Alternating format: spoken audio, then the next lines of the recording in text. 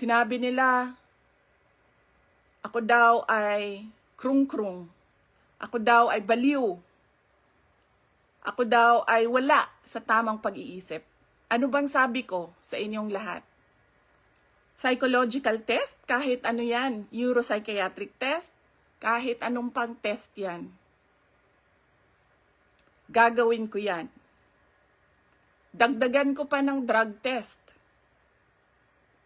Pero dapat magpa-drug test ang lahat ng mga nagtatrabaho sa Office of the President, sa Office of the Vice President, sa lahat ng opisina ng Senado, sa lahat ng opisina ng House of Representatives, sa lahat ng departamento ng ating bayan, ng ating pamahalaan.